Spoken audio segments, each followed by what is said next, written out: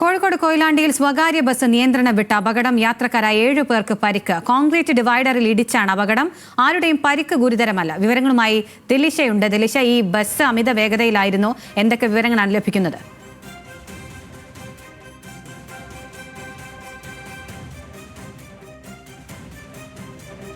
വൈകിട്ട് ഏകദേശം ഒരു 4 മണിയോട് കൂടിയാണ് ഈ അപകടം ഉണ്ടാകുന്നത്. കോഴിക്കോട് കൊയിലാണ്ടിയിലാണ് ഈ ബസ് നിയന്ത്രണം വിട്ട് അപകടം ഉണ്ടായിരിക്കുന്നത്.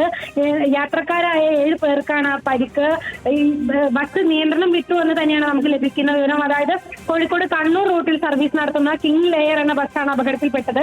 ഈ ദേശീയപാതയിലെ കൊയിലാണ്ടി തിക്കോടി പാലൂർ ഭാഗത്തായിട്ട് കോൺക്രീറ്റ് ഡിവൈഡറിൽ ഇടിച്ചിട്ടാണ് അപകടം ഉണ്ടായിരിക്കുന്നത്. ഈ ബസ് നിയന്ത്രണം വിട്ട് സർവീസ് റോഡിലെ ദേശീയപാത നിർമ്മാണത്തിന്റെ ഭാഗമായിട്ട് താൽക്കാലികമായിട്ട് അവിടെ നിർമ്മിച്ചിരുന്ന കോൺക്രീറ്റ് ഡിവൈഡറിലാണ് ഇടിച്ചത്. അങ്ങനെ മറിയുകയായിരുന്നു. പരിക്കേറ്റവരെ തൊട്ടടുത്ത സ്വകാര്യ ആശുപത്രിയിൽ പ്രവേശിപ്പിച്ചിരിക്കുകയാണ്. ഈ പയ്യോളി സ്വദേശികൾക്ക് തന്നെയാണ് പരിക്കേറ്റിരിക്കുന്നത് എന്നാണ് ലഭിക്കുന്ന വിവരം.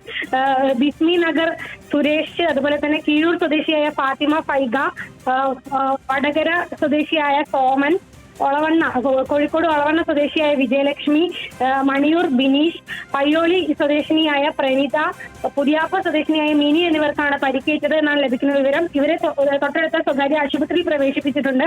എന്നാൽ ആരുടെയും പരിക്ക് ഗുരുതരമല്ല എന്നാണ് ആശുപത്രി അധികൃതർ പറയുന്നത്. അഖില,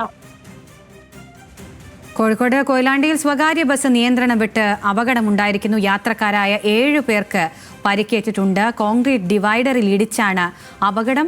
ആരുടെയും പരിക്ക് ഗുരുതരമല്ല. വിവരങ്ങൾ നൽകുകയായിരുന്നു ദിലിഷ തിലകൻ.